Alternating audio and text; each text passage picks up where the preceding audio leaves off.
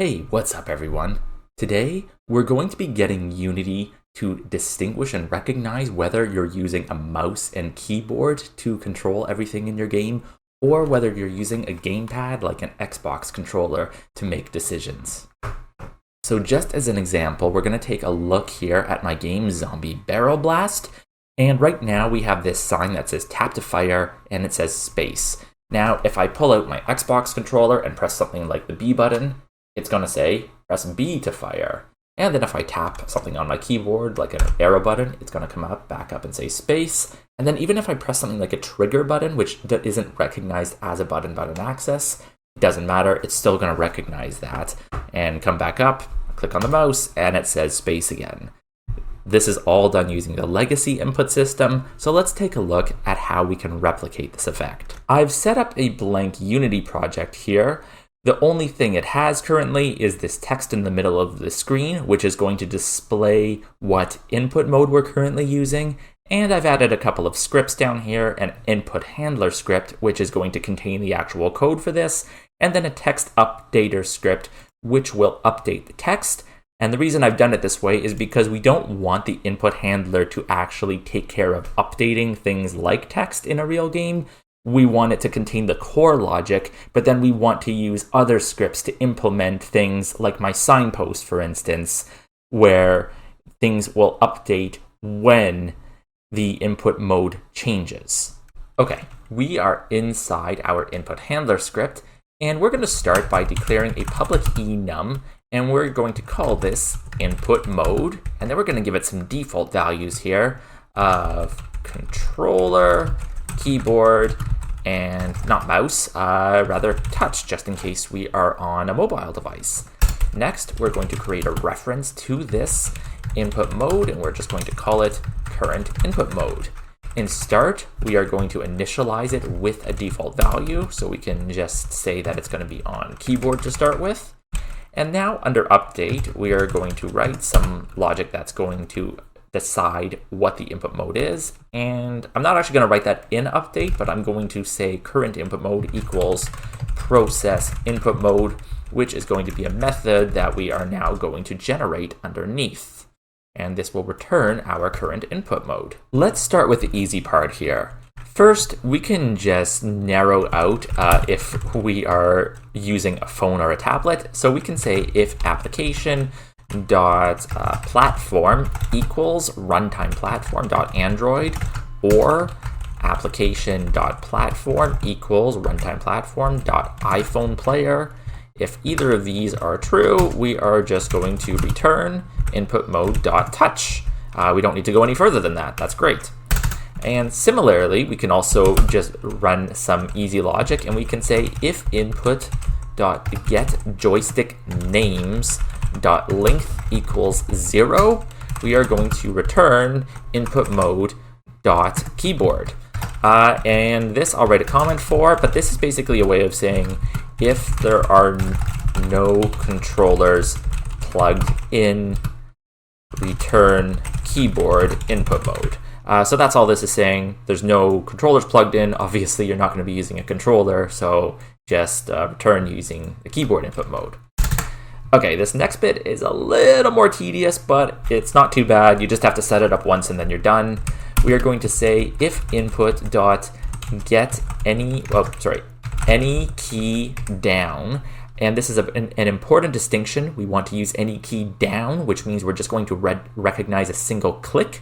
Any key means if you're holding that button down, it's going to constantly call this over and over, but we just want to recognize the first click. And then within this if statement, we're going to write another if statement, and we're going to say if input dot get key down, and in this one now we are going to write key code dot, and if I start typing joystick, I'm going to get a whole list of options here. You're going to see a lot of these have numbers after it, so joystick 1 obviously meaning the first joystick, joystick 2, etc., etc. But really, I just kind of want to use these generic ones at the end that don't specify a joystick number. And I'm just going to say if joystick button 0, and tab over, we are going to return input mode dot controller. So basically, if any key is pressed down and it happens to be button 0 on a joystick, then recognize we're using a controller. And then next, I'm going to copy paste this, change this to else if, and change this to 1. And then I'm just going to go through the list and update all of these to use all the different joystick numbers. But let's skip this part for the video. You guys can just go ahead and do that.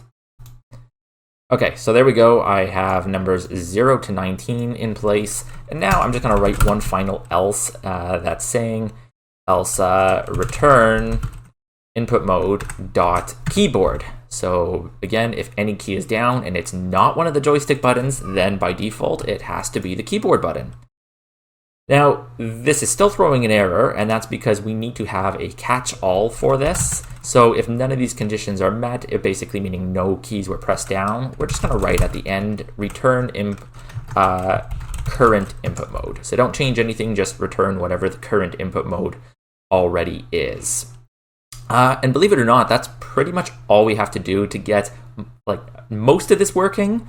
We'll do a quick test and then we'll carry on with the rest of it. But just to actually test this out, we're going to declare a couple more variables up top. So I'm going to copy paste this and say input mode last frame. Then I'm going to add the namespace using system, and we are going to write a public static action on input mode changed. And then I'm going to use these greater than less than brackets here and put in input mode. Now, if you've never used an action before, this is worthy of a whole other video, but an action is a great way to essentially allow yourself to subscribe and unsubscribe to one of these actions, and then implement some custom logic based on something else happening. It's probably not the greatest short-term explanation. But like I said, this video was not about actions, but this is a good way to set this up. Because you don't want your input handler to start having to refer to a bunch of different scripts, like your text scripts. You just want to write this logic once and then forget about it, and use this action whenever you need to make something happen because an input mode changed.